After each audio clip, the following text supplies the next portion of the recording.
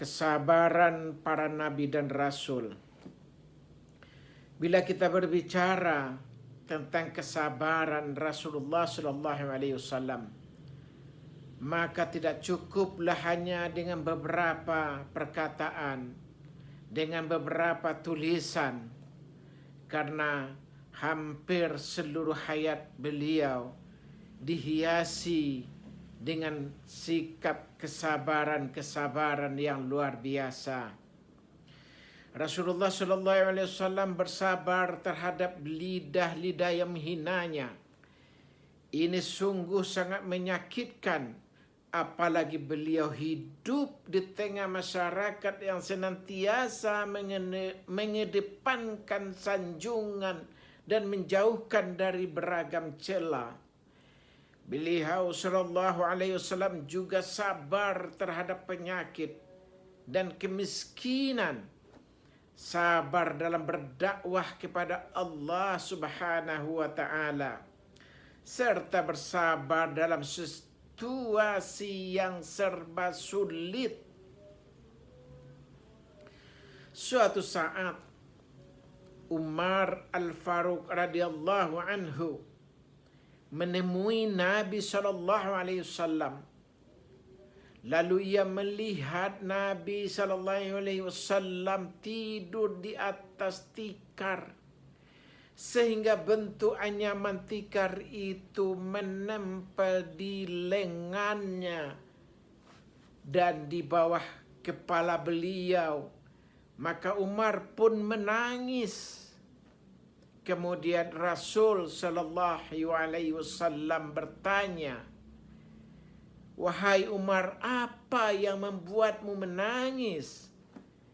Umar menjawab, "Wahai Rasulullah, bagaimana saya tidak menangis, sedangkan Kisra dan Kaisar justru menikmati sutra dan buah-buahan.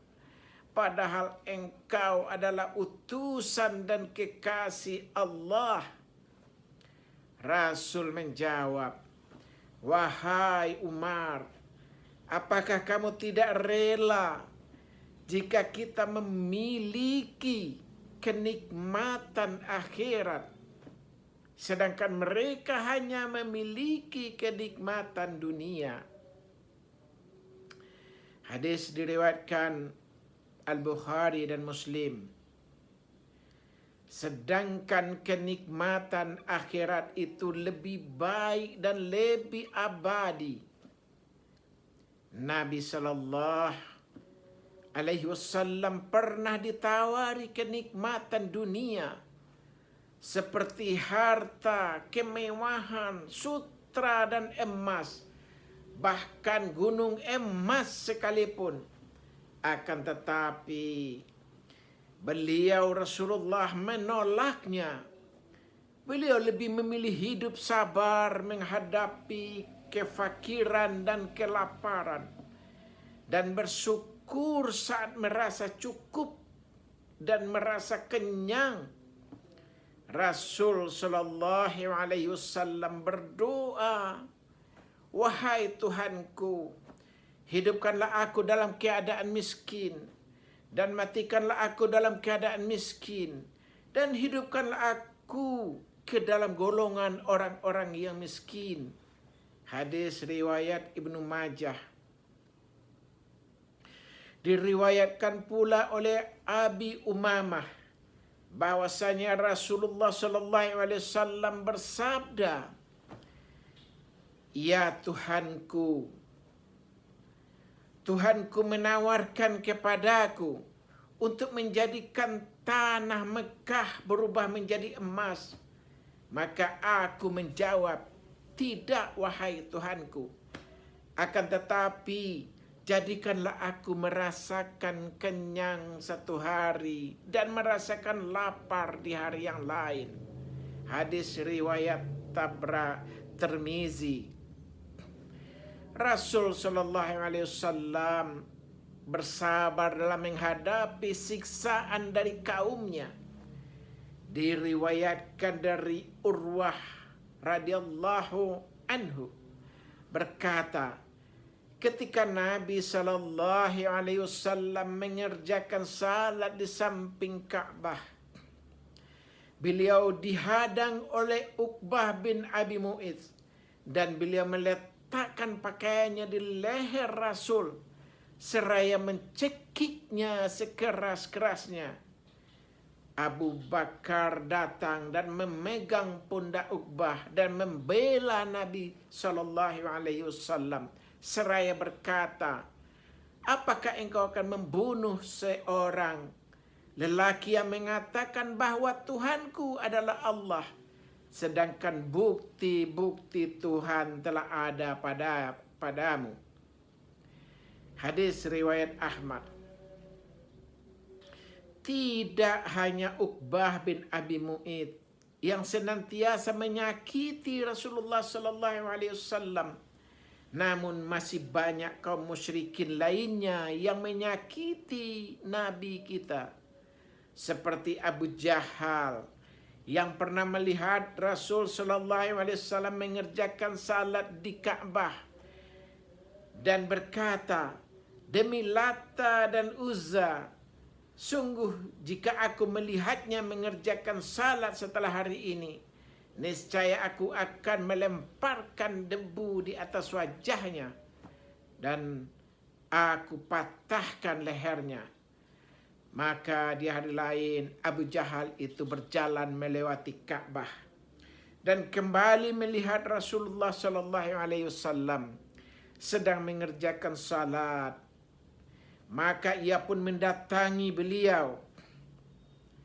Sesaat kemudian ia berbalik dan menarik tangannya. Mereka berkata, kenapa engkau wahai Abul Hikam? Abu Jahal menjawab, sungguhnya di antara aku dan Muhammad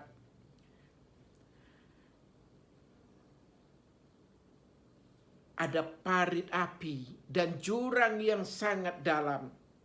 Rasulullah SAW bersabda, seandainya Abu Jahal itu mendekat kepadaku, niscaya malaikat akan memotong-motong anggota tubuhnya. Hadis riwayat Muslim. Rasulullah SAW juga bersabar ketika kehilangan anak-anaknya, ketika anak-anaknya wafat, yang kesemuanya meninggal dunia semasa masih hidup, semasa Rasul masih hidup, kecuali Fatimah Az-Zahra radhiyallahu anha. Sehingga kaum musyrikin berkomentar bahwa Rasul sallallahu alaihi wasallam itu adalah orang yang tidak memiliki keturunan, tidak memiliki generasi penerus.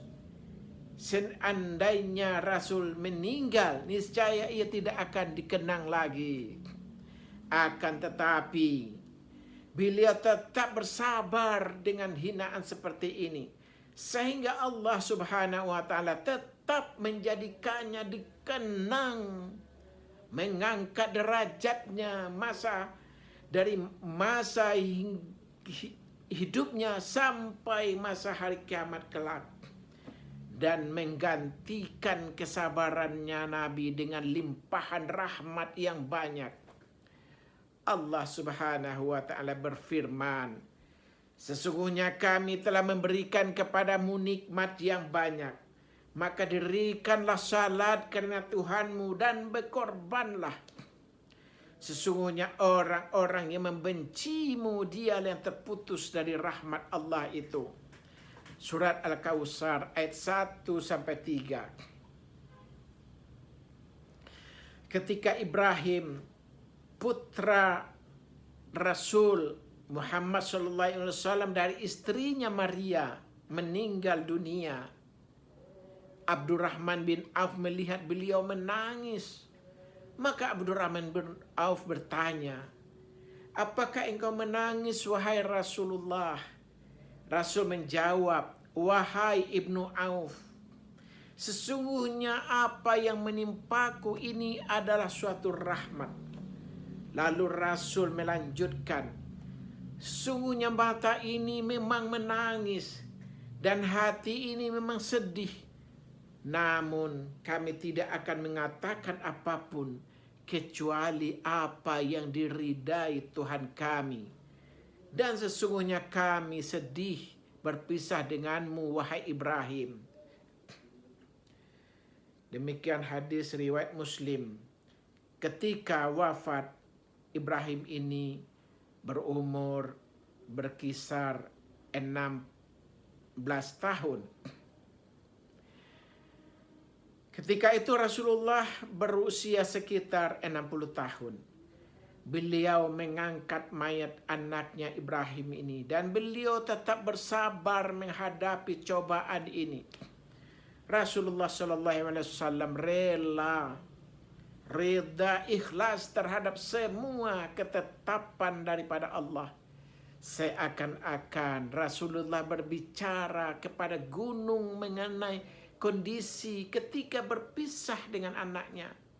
Wahai gunung, seandainya apa yang terjadi kepada kami ini menimpamu, wahai gunung, niscaya engkau juga akan merasakan beratnya. Namun kita semua adalah milik daripada Allah dan hanya kepada Allah kembalinya. Demikian pula Nabi Ayub yang bersabar dalam menghadapi cobaan-cobaan kepadanya juga. Begitu pula Nabi Yusuf juga bersabar ketika berada dalam penjara dan ujian yang menimpanya. Begitu pula Ibrahim bersabar menghadapi Raja Namrud dan kobaran api yang disediakan untuknya. Begitu pun juga Yunus bersabar ketika ia terkurung dalam perut ikan. Begitu pula Isa bersabar atas kefakirannya. Seluruh cobaan itu justru dimaksudkan untuk mengangkat derajat mereka dan meninggikan kedudukannya di sisi Allah Subhanahu wa taala. Demikianlah kisah kesabaran Rasul dan nabi-nabi yang lainnya yang sangat pantas menjadi contoh kita hari ini, menempatkan kesabaran jadi bahagian daripada kehidupan kita, menjadikan semua ketentuan Allah sesuatu yang kita redai, yang kita ikhlaskan, sehingga Allah akan membalasi kesabaran kita adalah dengan surganya Allah. Terima kasih.